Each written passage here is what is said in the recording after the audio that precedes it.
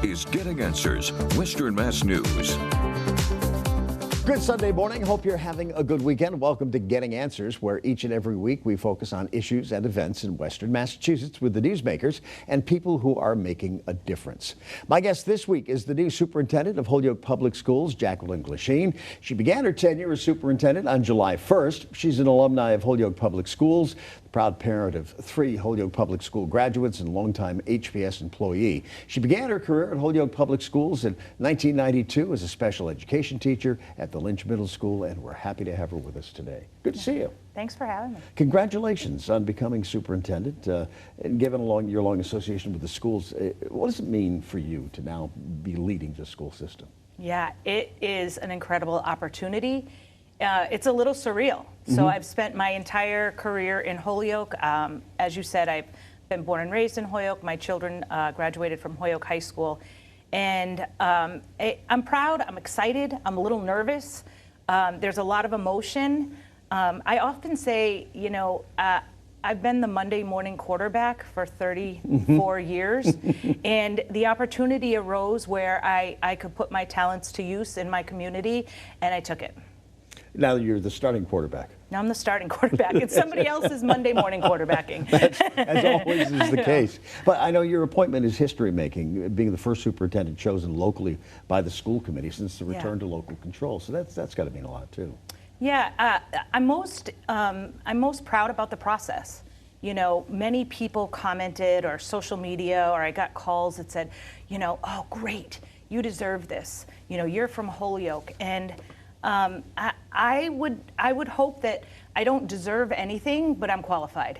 And I was up against some formidable opponents, if you will, for the job, and resumes that were, you know, excellent. And I'm just really proud to have gotten through the community screening process, to have, you know, interviewed and had a deep dive with the school committee, and was able to be chosen to lead this district that I care so much about. I've seen a lot in your 35 years in the system itself.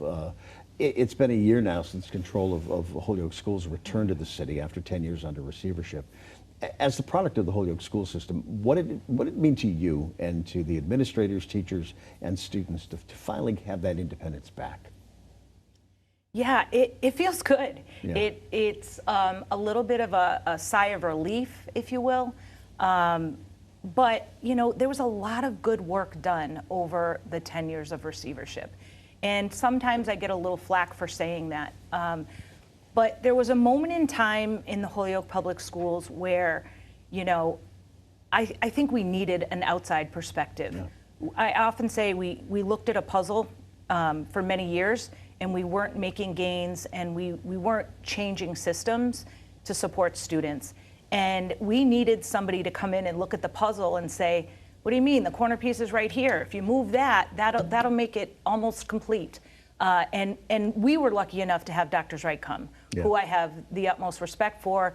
He dove into our community. He immersed himself with our families and our students and our schools. And he was there to support us. And so while receivership had many negative effects, we had some receivers' reviews, our union contracts were, you know, all but null and void. We did do some really good work around building systems at central office to better serve and support schools and students and families.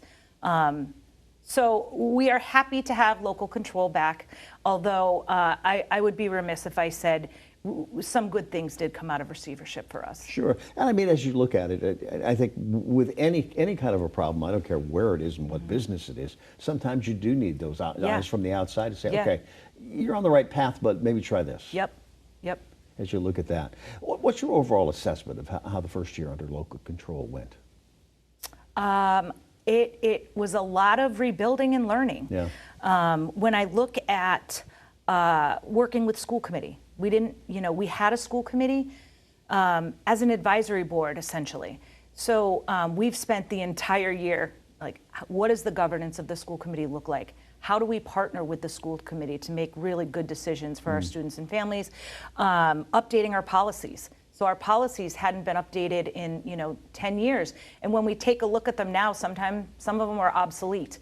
So making sure that we are have the most up-to-date policies that are relevant to our current work in the schools, and rebuilding the culture. We spent a lot of time last year talking about belonging and ensuring that students and staff and families feel a sense of belonging and pride for their schools. We are by no means done, but we definitely started that work this year. We had an exodus in receivership. Families left, teachers left, administrators left, and I often say I'm calling them all back. Hey, we're great. We've got a lot of great opportunities for employment and for learning, and we want our families to take a second look at the Holyoke Public Schools and choose us to be the people who are educating their kids. All right, getting people, we're going to talk more about that, and we're also going to talk about a new contract with teachers that was signed back in May, so stay with us when we come back. Welcome back to Western Mass News Getting Answers. My guest this week is the new superintendent of Holyoke Public Schools, Jacqueline Glasheen. Let's talk about teachers starting the new school year with a new contract. The HTA and the school committee ratifying that new 3-year contract in May. What does that mean for you as you begin your tenure as superintendent to have this agreement in place? Yeah, it feels amazing. Working with the HTA bargaining team, with their leadership, really brought a sense of collaboration that we haven't had in a while.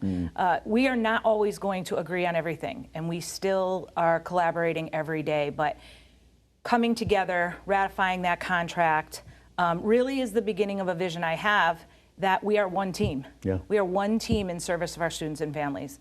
We are teachers working with administration, we are schools working together, and I think ratifying this contract so publicly really solidifies that we can collaborate and we can come to agreements, and that feels great.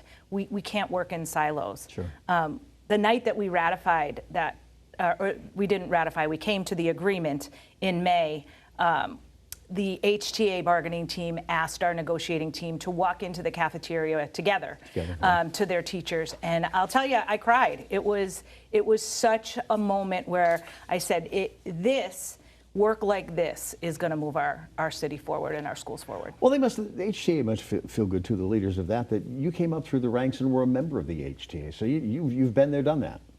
Yeah, I don't want to speak for them, but I think that they certainly are looking for someone who knows what it's like to walk in their shoes. And the reality is I've been an administrator for a long time, and they remind me of that. So I do think there's some work to be done on my end, building their trust and building their willingness to believe that I want what's best for our kids, and I want to ensure that your employment in our district is great for you as well. Let's talk about some of the aspects of this new contract. I know there's significant salary and compensation increases.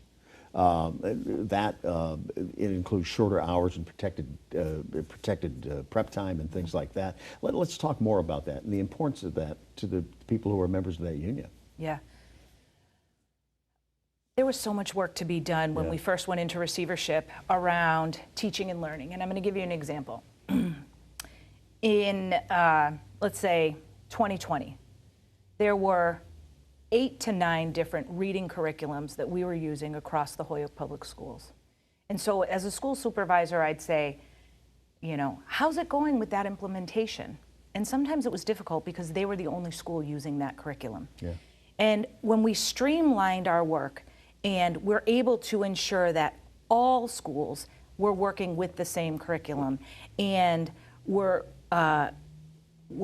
teaching the same things, we had a lot of professional development to do. And we've done that professional development with them during their prep time.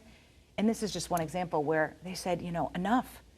I have 20 kids in front of me. I need to prep for them in this moment, and I need that prep time. And that resonated with me as a former teacher.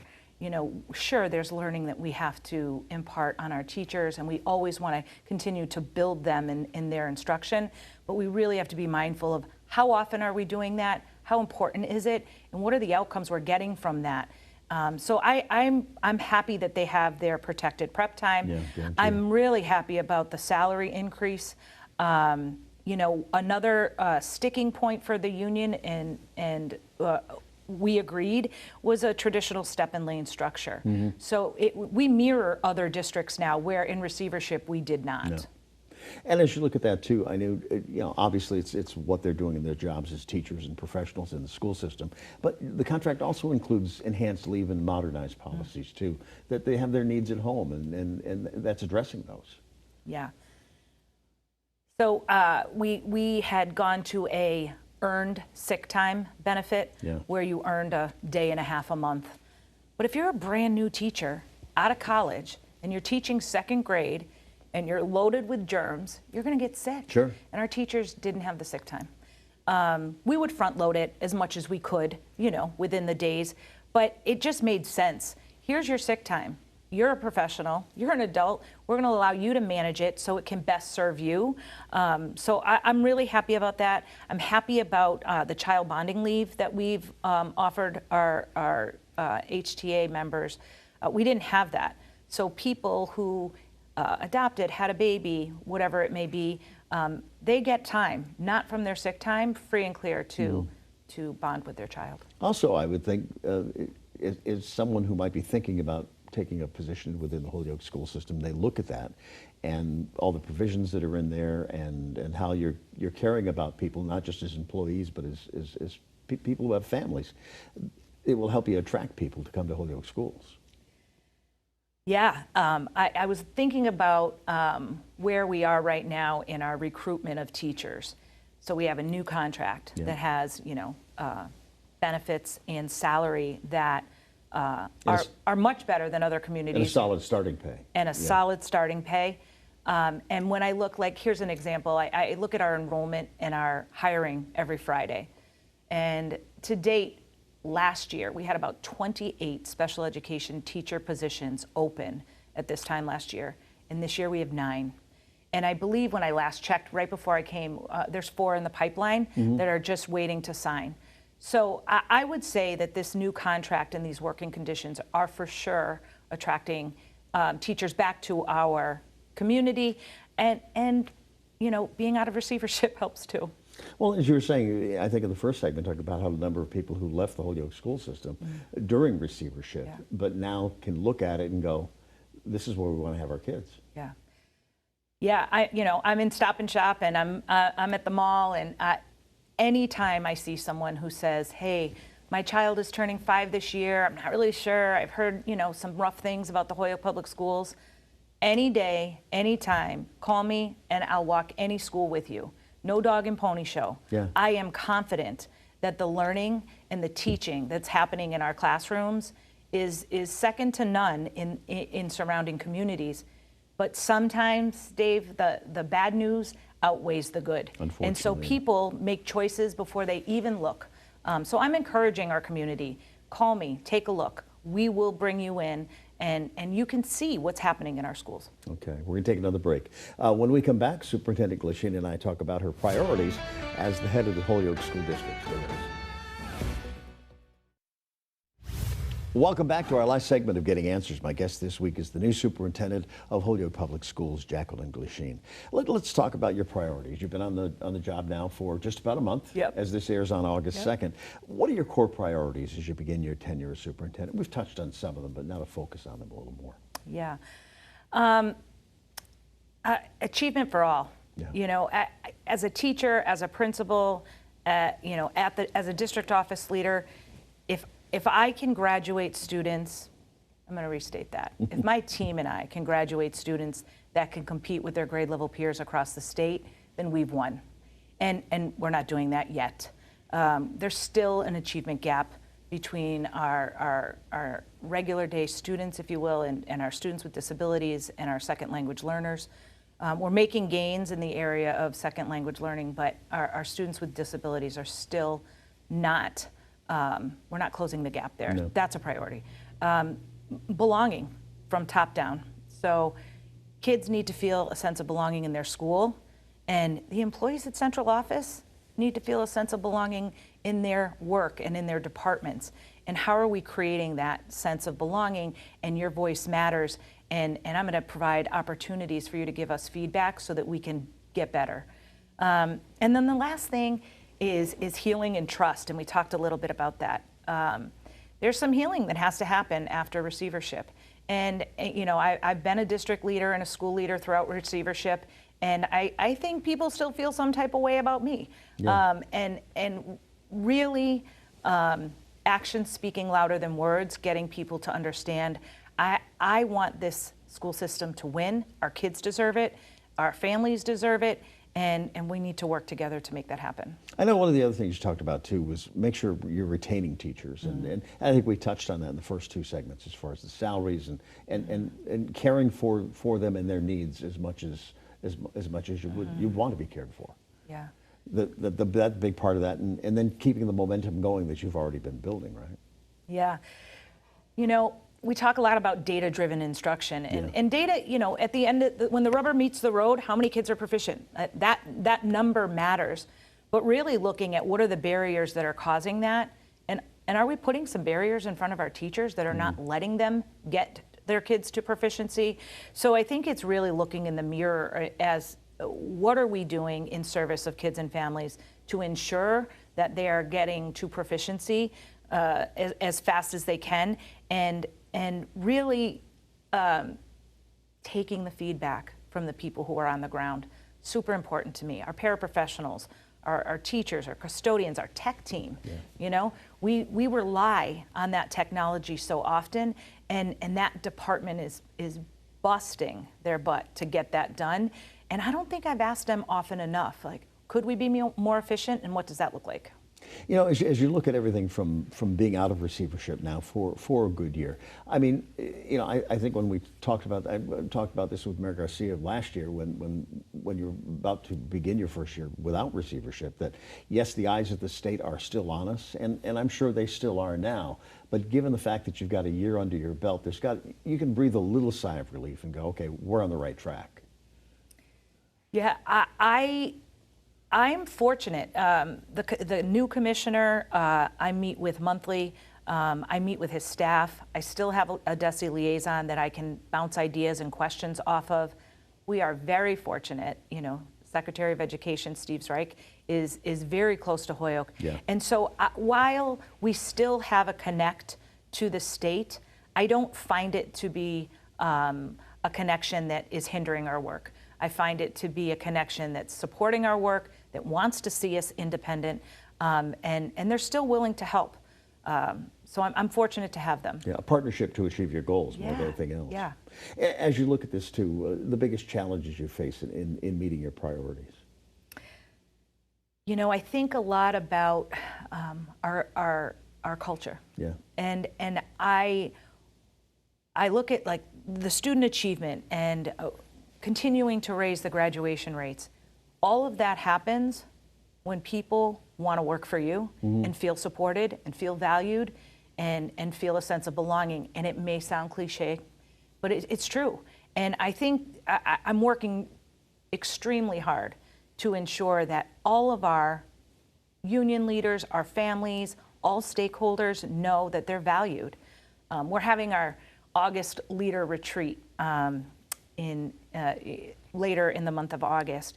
And two people that I felt were really important for my leaders to hear from are the teachers union, president and vice president, and our school committee, chair and vice chair. Because guess what? Nobody is working against us. We are working together in service of our students. And to bring us all together in that room to learn and grow, I think my hope says we are not working in silos and we are one team. Is that a big part of this too, re-engaging families in the whole process, that they're part of their children's education? Yeah, engagement's such a buzzword. Yeah. And I think of my own engagement with my kids. I was a working mom. Yeah. I worked as a teacher, I worked first shift. My husband is a police officer, he worked second shift. I didn't go to a field trip, I didn't go to a parent conference. I wasn't able to be the lunch mom. Yeah. But I was engaged in my kids' learning. So thinking outside the box on how we are getting families to engage and not expecting everybody to show up for the workshop on early literacy, while that is important and we should still do that, really looking outside the box and how are we engaging our community and our families that meets their needs not just ours. Because I've talked with so many superintendents through the years too, that engagement and student involvement and everything else, and as far as their respect for teachers and respect for the system and everything else, that all starts at home. And just bringing that, working that into the classroom and having them work with you, that you all have a stake in their children. Yeah. Here's what I know to be true. There is not one family that I've ever met that says to their kid, I want you to go to school and have a struggle today. Yeah. I want it to be hard for you. Every family wants their kid to be successful. And I think it's our responsibility to meet families and kids where they are. Sure. and help them there. I've had lots of hard conversations with parents who are just advocating for their kids. All right, we're out of time. Please come back again. Thanks so much. Congratulations. Appreciate you. Good luck as we begin the school year. My thanks to Holyoke School Superintendent Jacqueline Glasheen for being with me, and of course, you for watching. I'm Dave Madsen. See you next week for Getting Answers.